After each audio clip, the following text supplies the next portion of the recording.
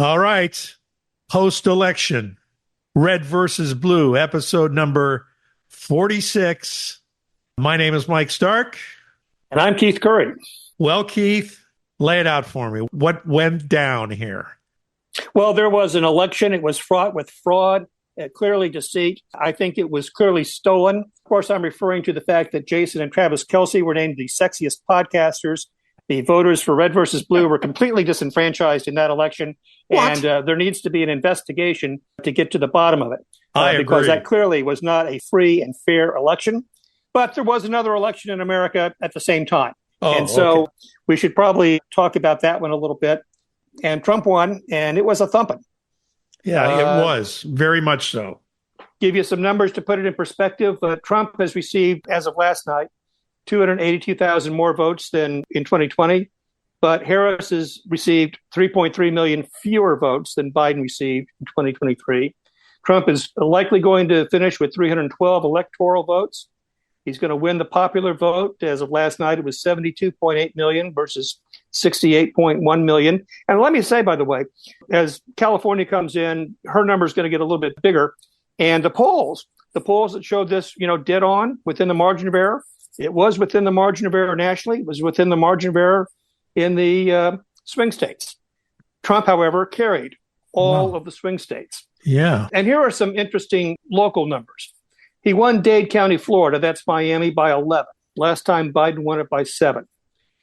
In the Rio Grande Valley in Texas, Clinton carried that by 70 points in 2016. He won it by, I think, 56%.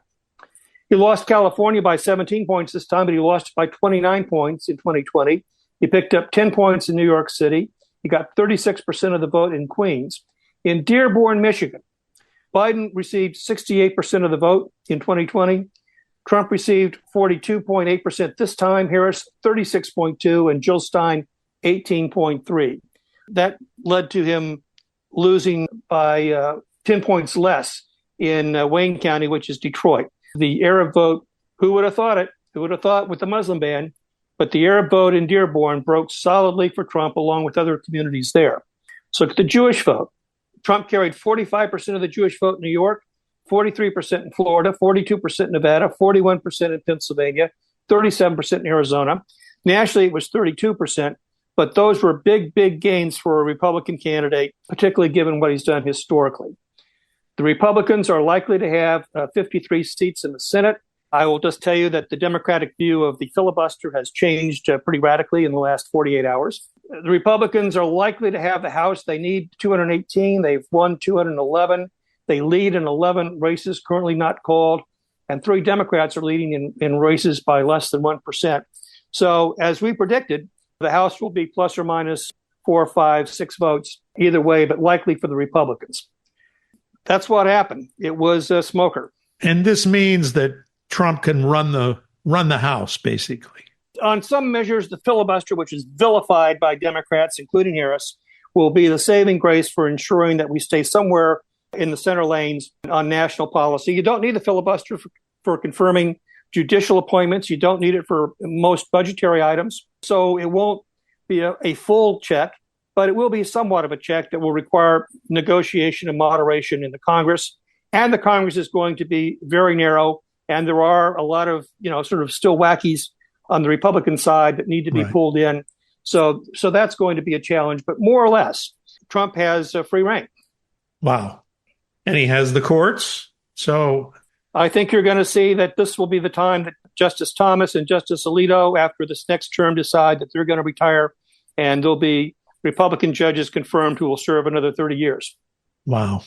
Not a pretty picture for democracy, in my opinion, but that's just my opinion. Obviously, my opinion doesn't match most of the nation at this point. Well, democracy is who wins. And in this case, Trump won. I mean, just give him that. Mike, I can come up with 24 words that came out of Kamala Harris's mouth that are the reason she lost the election. Okay. The first 6, not a thing comes to mind. That's the answer she gave when asked, what differentiates you with Joe Biden? Not a thing comes to mind. Joe Biden had 41% approval ratings. He was vehemently unpopular. His border strategy was highly repudiated by the public. Nobody wanted Biden economics. Nobody wanted his economic policy. The last vice president to follow a president of his own party was Bush. Reagan had a 57% approval rating compared to Biden's 41. The American people desperately wanted change from Joe Biden. Yeah, and I'll let you pick up on the other words, but the other thing is that she did pivot a little bit near the end of the election, but it was too late at that point. Too little and too late, and that's exactly right. And she realized her mistake, but they were in no man's land and really couldn't do anything about it. Right. The next 12 words. Every transgender inmate would have access, did it to advance the agenda. That defined her as being a woke, left-wing California liberal circa 2019, and the country had moved far past that, and that was everything the voters did not want in a president. Yeah. And let me just say, this was the first election, really, where the voters got a chance to react to the George Floyd riots, the statues coming down, DEI, men and women's sports, all of that stuff. 2020, Trump was still in the office. 2022, it was the abortion issue really was dominant, and it was a congressional race with very poor Republican candidates that Trump had chosen. So this is the first time voters really had a referendum on all of that stuff, and they do not like it.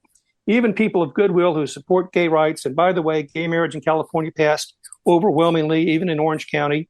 People are fine with live and let live, but they're not fine with mandated girls and men's sports. They're not fine with the restroom thing. They're not fine with letting your kid get a sex change without you telling them about it.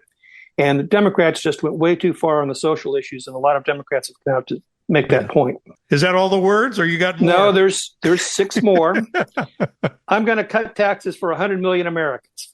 Now, it's counterintuitive to think that that would be a negative thing, but there are, as we've said before on this show, 348 million Americans. And the rest of them sort of figured out, well, who are these 100 million Americans? Am I part of that? Well, I'm not going to have a first child. I've already had a child. I'm not in childbearing age or I'm retired. So that's not going to do me any good. I don't have any children anymore. The child tax credit's not going to help. I'm not a small business person. I don't need a $50,000 loan for a small business. I don't need a down payment for a home. I already own my home. I don't work for tips. So exactly who does the Harris tax plan help?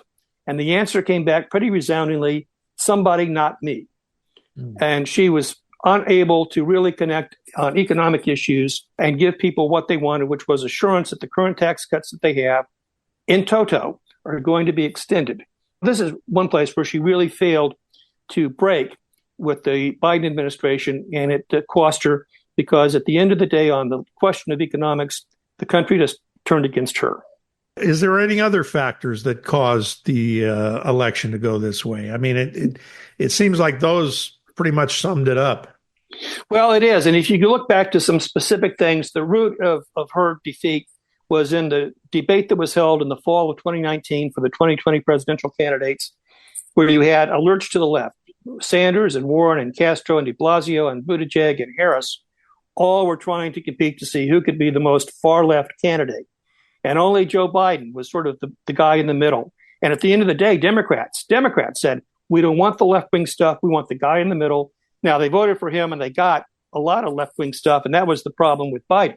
But that was the seeds of Kamala Harris's disadvantage in this campaign, is because she was still carrying all the baggage from that. In 2020, we had the Great Awakening after the George Floyd riots and people reacting to its excesses, people reacting to the COVID lockdowns. Joe Biden simply stayed too long. Too many people in the White House covered for him, including Harris, and she could not separate from him. And at the end, immigration, inflation, and energy were issues that cut very strongly against her. The Tim Walz choice, we can now look back and say, was not a good choice. She should have gone with Shapiro. And I have a quote here I'll just share from a Democratic operative, Lanny Davis. He was counsel in the Clinton White House. Right.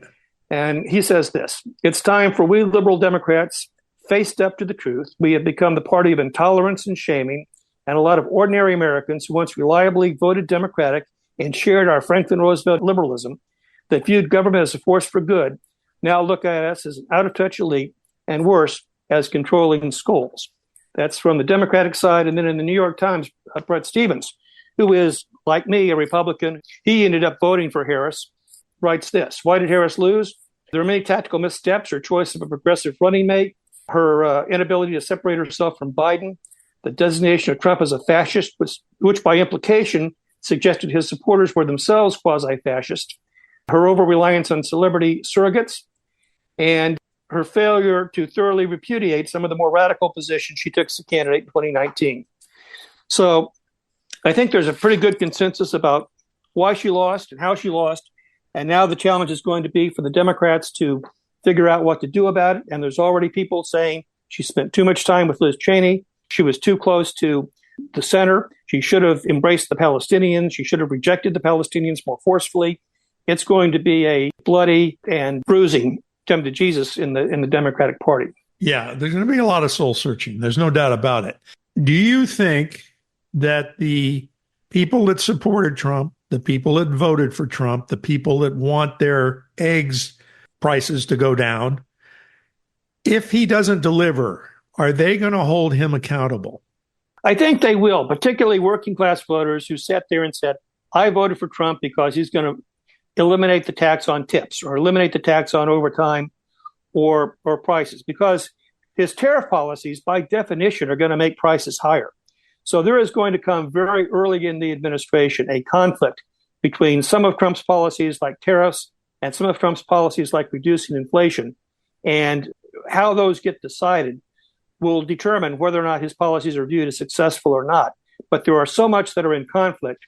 There is a very good opportunity for there to be complete disenchantment, people who believe that they were hoodwinked. And we have to remember, it's only 2 years until there is another election. And it won't involve the president, but it'll involve the Congress. And people have tended to make their voice known if they're not happy with the current administration, right? Absolutely. So if Trump fails to deliver, there will likely be a massive repudiation election, more or less like there was in 2018 when he was in his midterms, because he failed to really deliver. Now, on the other hand, Trump is nothing if not pragmatic. And when he understands the implications of some of the goofball things he said, he will just as soon throw them over the wall as anybody. And he may very well have an economic team that guides the country to prosperity well. You know, Mr. Market voted the day after the election with a 1,500-point rise in the Dow, because business is saying that no matter what he said, no matter who he's getting advice from, at the end of the day, he's going to do what's right for business and what's right for my business and what's right for the economy, and it's going to grow. And that was a substantial and ringing endorsement of policies, not those of Kamala Harris, in terms of economic policy. Now, we'll see if he is smart enough to follow through. That's, always a crapshoot every day. And he's been really quiet since the election, so I'm not sure what's going on there.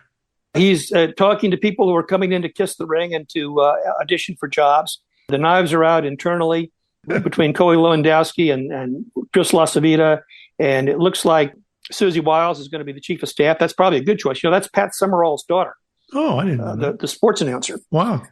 Personnel are policy. So we'll know relatively soon when we start seeing who some of these picks are, whether they're serious people who can do a job or whether they're not. So that's the presidential election. We're going to set that aside for a second. What else happened on Election Day?